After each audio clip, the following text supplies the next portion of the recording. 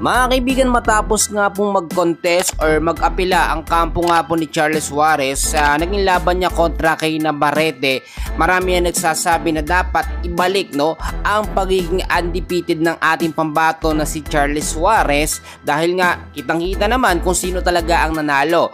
Napakaganda ng balita natin dahil good news mismo mga kaibigan, eto nga po si Chavit Singson ay tumulong dito nga po sa contest na ginawa o apila na ginawa nitong si Charles Suarez para mabaliktad yung sitwasyon at mabawi yung undefeated record nga po at mga titulo na dapat nga po mapupunta dito kay Charles Suarez. Mga kaibigan, meron tayong update na nakuha.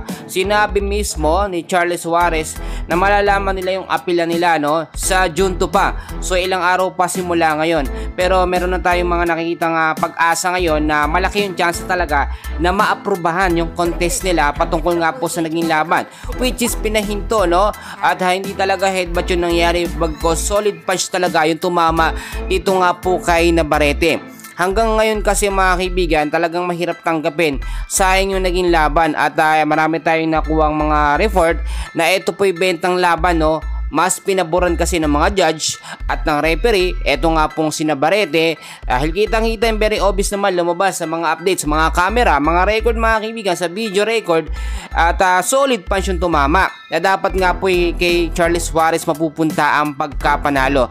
At kapag ka napatunayan mga kaibigan na ito nga pong naging laban kay Navarrete ni Charles Suarez ay dinaya si kababayan natin si Suarez, ay posibleng masuspende hindi lamang po mga kaibigan yung mga referee o yung referee na siyang nagbigay o nagpahinto ng laban, bagkus posible din mag penalty o makakasuhan po yung mga judge na nagbigay ng panalo dito nga po kay Navarrete. Sa part naman ni Navarrete mga kaibigan, alam nyo, lumaban naman talaga siya sa ating pambato.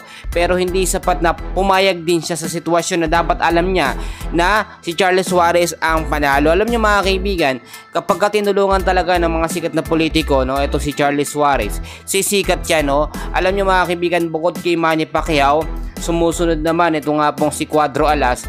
Pangatlo mga kaibigan sa sinusuportahan ng mga Pilipino, etong si Charles Suarez. So hindi naman siya ganun kasikat, pero dahil nga po sa pagiging undefeated record niya, marami ngayon nagbibigay ng tulong at suporta. Abangan natin mga kaibigan dahil nga po mismo sinabi ni Charles Suarez, June 2 pa malalaman yung contest nila o yung apila nila patungkol nga po doon. Pero claiming tayo na maganda at approve po mga kaibigan yung naging contest o apila nila sa World Boxing Organization. Kasi syempre alam nyo mga kaibigan, dyan talaga nanggagaling yung mga update at wala talagang dapat maghihintayan kasi apektado lahat ng mga boksingero, lalo na mga Filipino boxer natin.